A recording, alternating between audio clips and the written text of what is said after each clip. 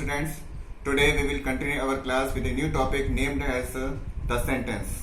On seeing the topic, one question arises in our mind: what is sentence?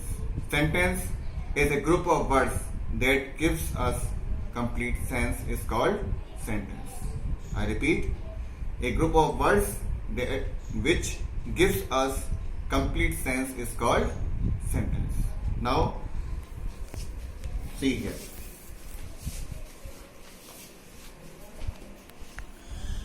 A group of words that makes complete sense is called sentence. That means there is arrangement of words which gives us complete sense. The arrangement we talked here, this arrangement we study through format. In sentence, first of all, subject comes. Subject is what? Subject is the doer of a work. Then helping verb. Helping verb is am, are, was, were, and so on. Many more are there. These are the helping verb. Next, main verb. Main verb is what? The work of the subject. It is eating, laughing, walking. Many more things are there. These are the examples of main verb to identify. Then object will come. This is the format of the sentence which you have to follow while making the sentence. Now we understand this format through example. Example is what? He is eating food. What the example? He is eating food. He, here is subject, is helping verb, eating main verb, food object. This is some clue about the topic. Now we will proceed our topic through your book itself. Now look here.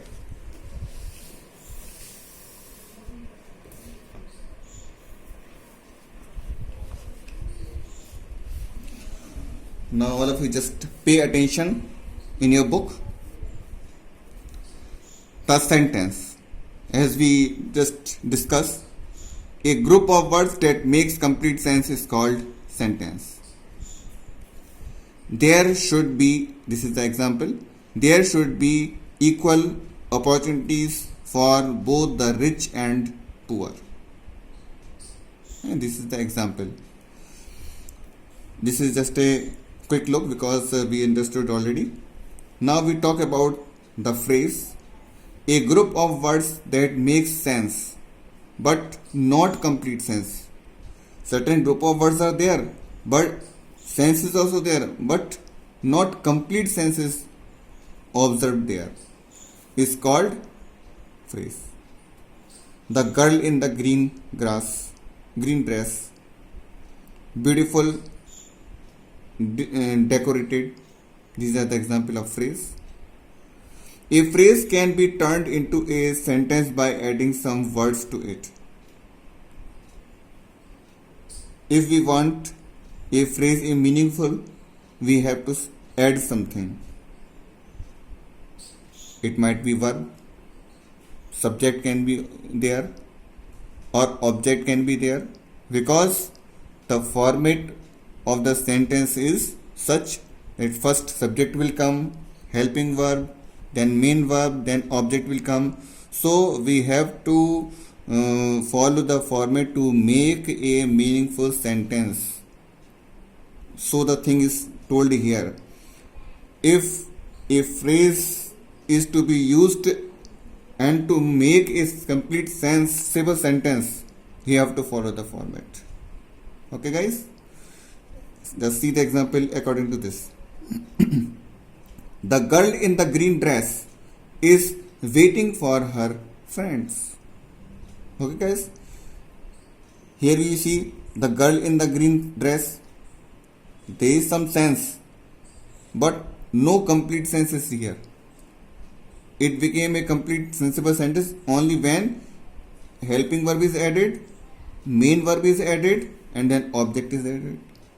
Then it became a complete sensible sentence.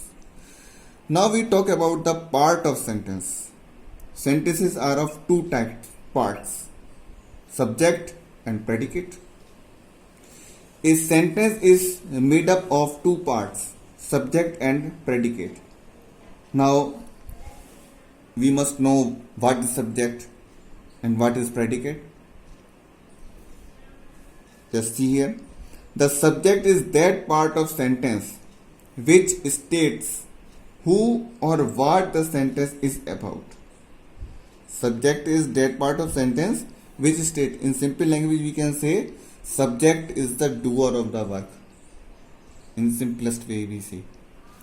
The subject can be a noun or a pronoun. Subject can be a noun or a pronoun. This you keep in mind. Now we see what is predicate. The predicate is that part of sentence which states something about the subject. Subject is that part of the sentence which tells us about the subject. Every predicate has a verb. We see every predicate includes a verb. Example, my father, my grandfather likes a cup of hot milk at bedtime. My grandfather is subject and the rest of the portion is your predicate part. See one more example. The principal and the vice principal will select the students for the school cricket team. The principal and the vice principal is the subject here. Will select, will is helping verb, verb is here. Select is also the verb and rest is the object. This whole portion is the predicate here. Now we talk about the order of subject and predicate. Usually the subject is the first part of the sentence except in these cases.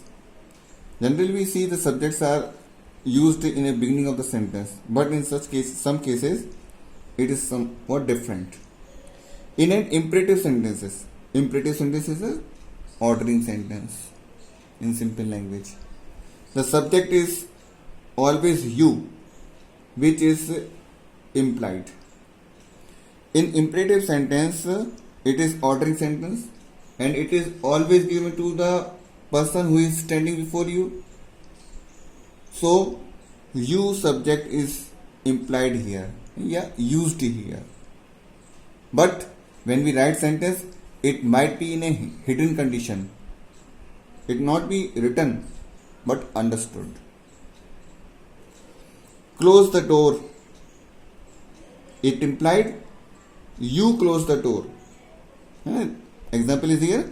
The subject is not written here because the order is always given to the person whom you are talking.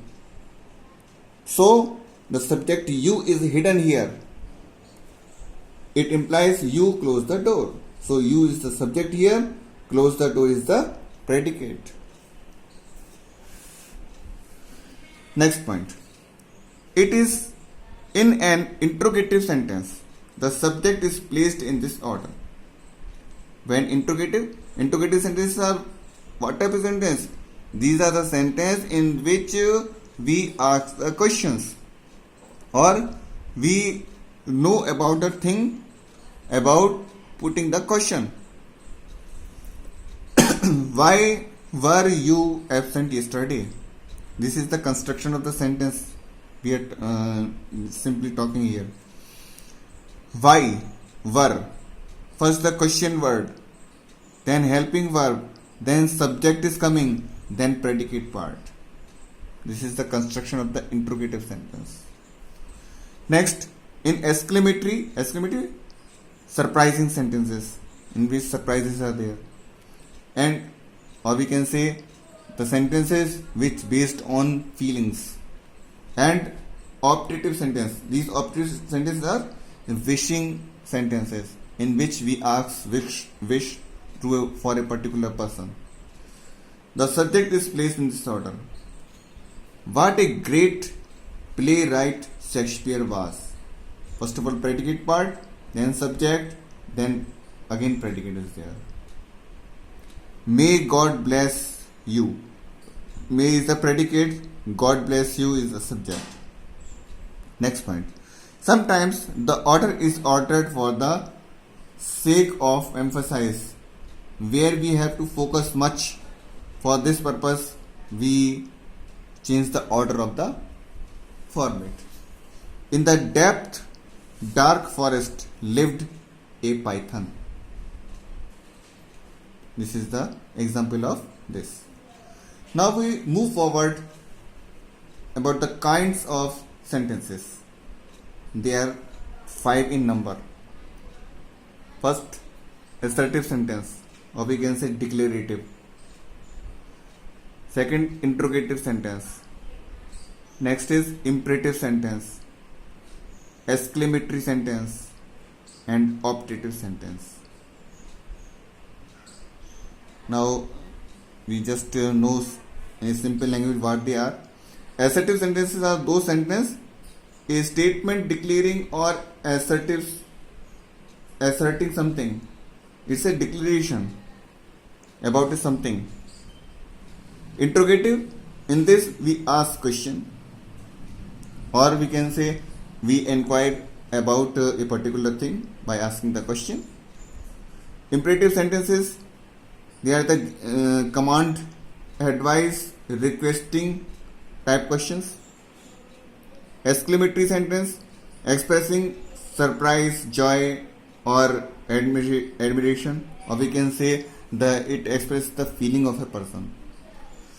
Optative sentence, expressing wish, prayer, or curse. In one line we say it's a wishing sentences in which we ask wish for a particular person.